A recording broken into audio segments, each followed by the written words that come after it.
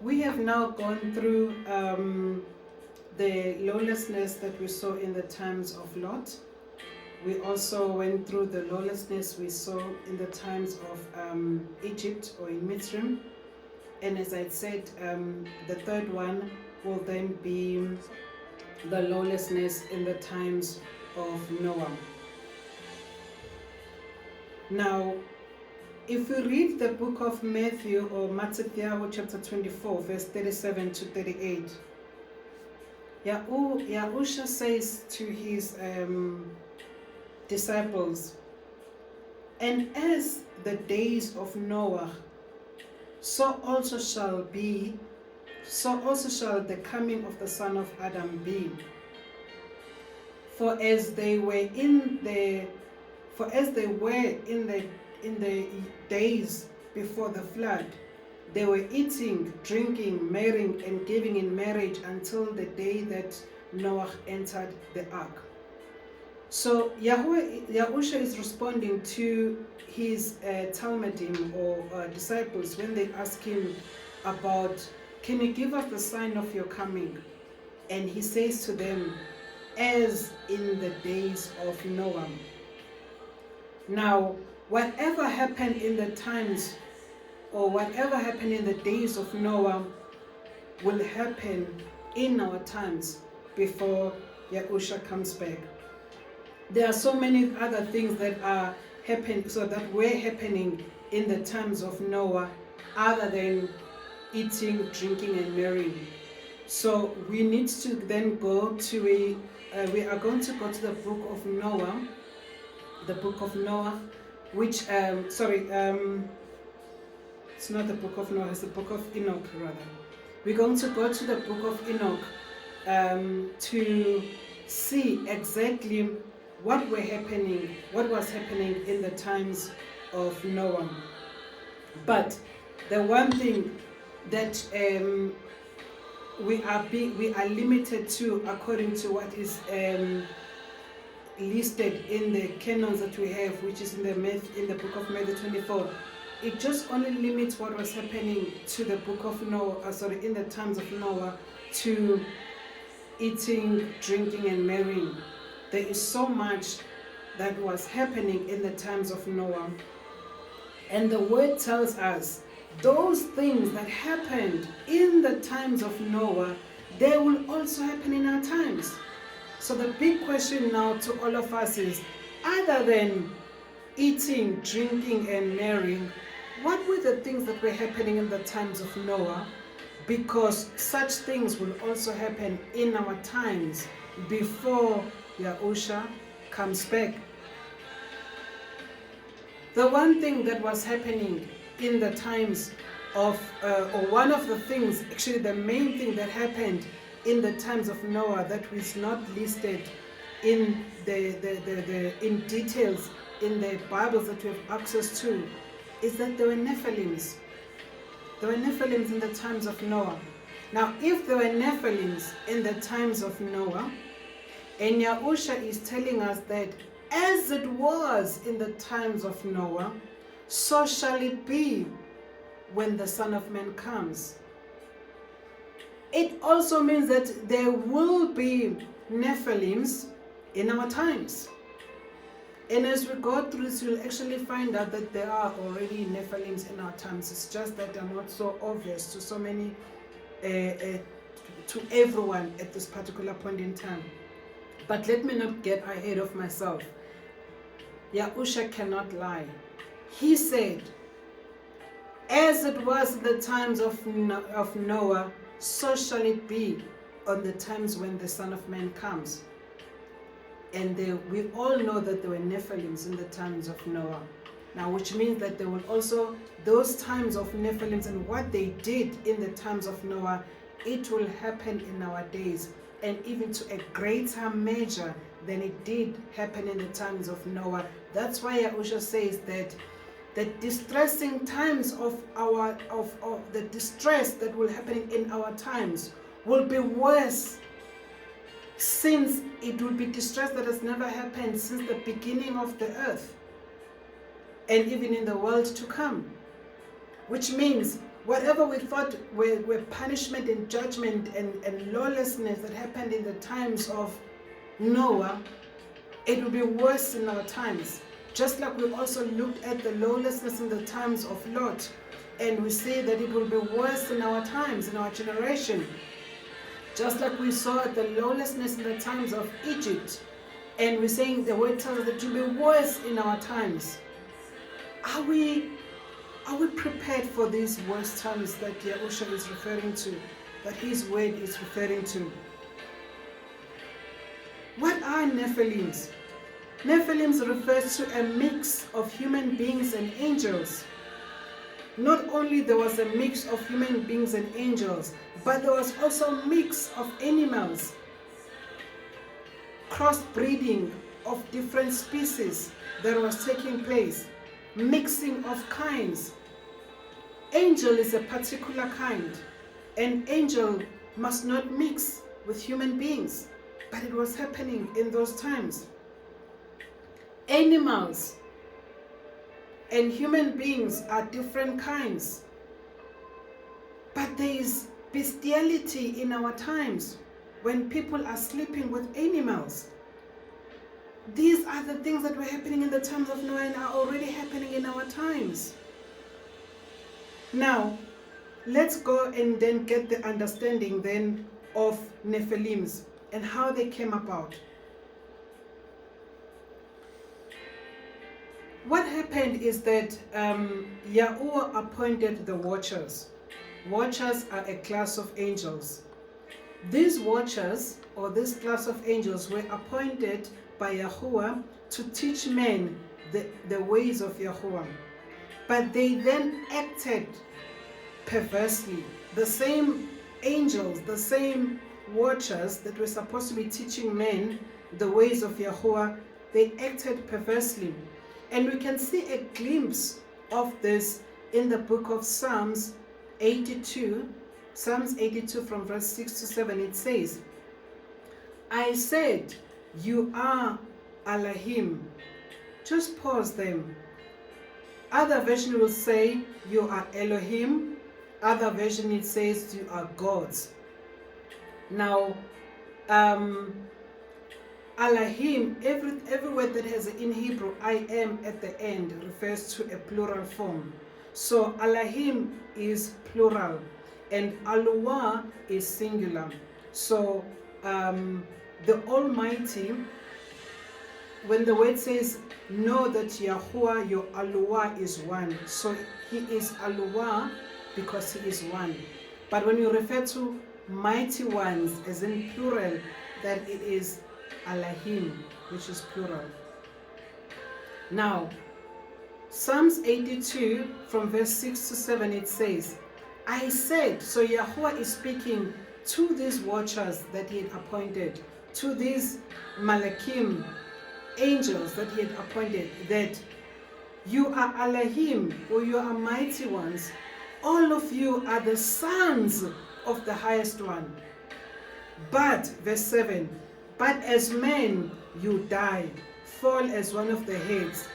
So Yahuwah is bringing a distinction through his servant David, or David, who wrote Psalms 82 from verse 6 to 7, that they are sons of Aluwa and they are sons of men. So he's making this distinction that you are supposed to judge. You are supposed to do this which I appointed you to do. My sons of highest one. But you are now going to die like sons of men because of the perversion, lawlessness that you have committed. So if Yahuwah is judging these angels and is judging these watchers and saying to them because they've acted perversely, then the question is, how did they act perversely? What did they do? And we find this in the book of Hanok or Enoch. The book of Enoch chapter 7 verse 1 to 2, it says, and it happened after the sons of men had multiplied in those days, that daughters were born to them. So daughters were born to the sons of men, who were elegant and beautiful. And when the watchers, these watchers that I referred to in Psalms 82, verse 6 to 7, and when the watchers, the sons of heaven, as it said also, they are the sons of the highest one in Psalms 82, verse 67. When the sons of heaven beheld them, they became enamored of them, saying to each other, "Come, let us select for ourselves women from the progeny of men, and let us beget children." This was mixing of kinds, which is an abomination before Yahuwah, mixing of angels and men. In the book of Yahusha, chapter 4, verse 18, or Joshua, the book of Yahusha, chapter 4, verse 18, it says, "And their judges and rulers." So it also makes reference to Psalms 82, verse 6, that Yahweh had appointed these these angels to bring about justice, to judge and to teach human beings.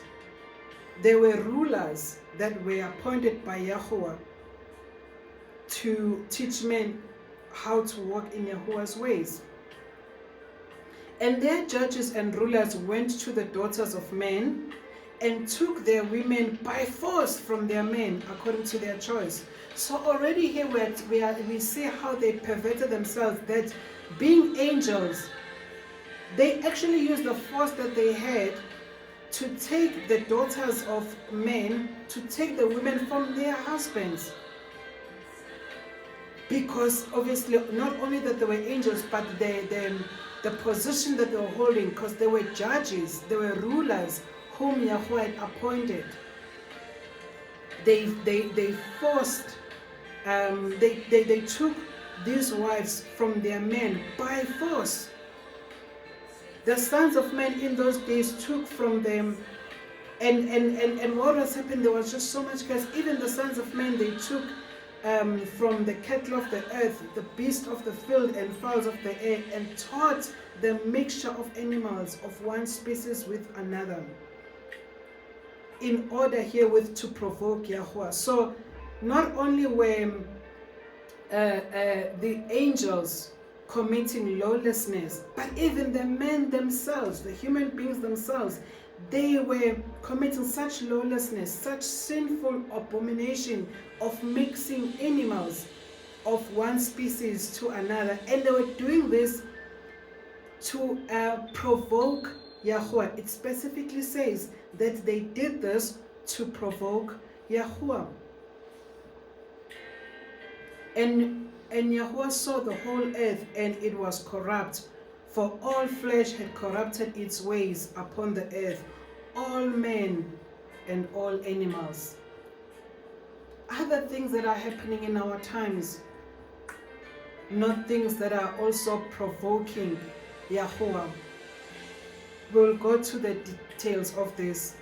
But what man is doing, allowing Satan obviously to use them in mixing species of animals, in committing such heresy or such sins of bestiality, and so many of the things that they're doing, they are provoking Yahuwah. And he will not just lay low and just being provoked like that. He will act. And how is he going to act? By judging the people.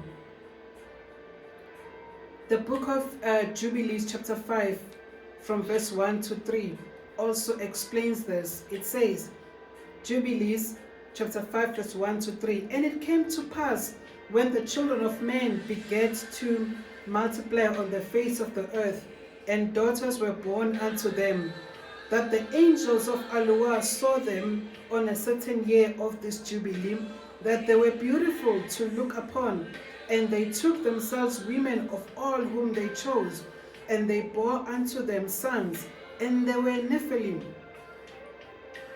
And iniquity increased on the earth, and all flesh corrupted its way, alike men and cattle, and beasts and birds, and everything that walks on the earth. All of them corrupted their ways and their orders, and they began to devour each other.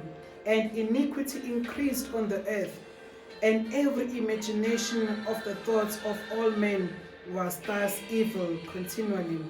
And Allah looked upon the earth, and behold, it was corrupt, and all flesh had corrupted its orders, and all that were upon the earth had wrought all manner of evil before his eyes. This we find these details of what happened in the book of Jubilees, in the book of Yahusha, in the book of Enoch. Sadly, the book of Genesis has just one line around Nefilim, one sentence around Nefilim, which is found in the book of Bereshith, chapter 6, verse 4, or Genesis chapter 6, verse 4. It says, the Nephilim were on the earth in those days. And afterwards, when the sons of Allah came into the daughters of men, and they bore children to them. It just tells us that there were Nephilim in those days, and that the sons of Allah came into the daughters of men. Some people are even arguing who are the sons of Allah, or who are these sons of Elohim, or the sons of God that Genesis 6 verse 4 is referring to. But it's been explained at quite length in the book of Enoch, in the book of Yahusha, in the book of Jubilees, that these were angels, and that they then beget children through the daughters of men. It makes a difference. That's all that they say. So it's very important that we learn not to limit ourselves when we read the word, to say I'm only going to read from the book of Genesis to Revelation. The book of Enoch has so much information. The book of Jubilee has so much information. The book of Yahusha has so much information. And I made example before that there's so many other versions of the Bible that you can purchase that have these books that were excluded. So what we're going to be doing now on the next session, we're going to be focusing on the book of on the book of Enoch. We're going to be focusing on the book of Enoch, since Yahusha said, as in the days of Noah, so also shall the coming of the Son of Adam. And we can see at quite length what were the days of Noah like, and this is detailed also in the book of Enoch. We're gonna pause there for now, and then we'll then be looking at the book of Enoch.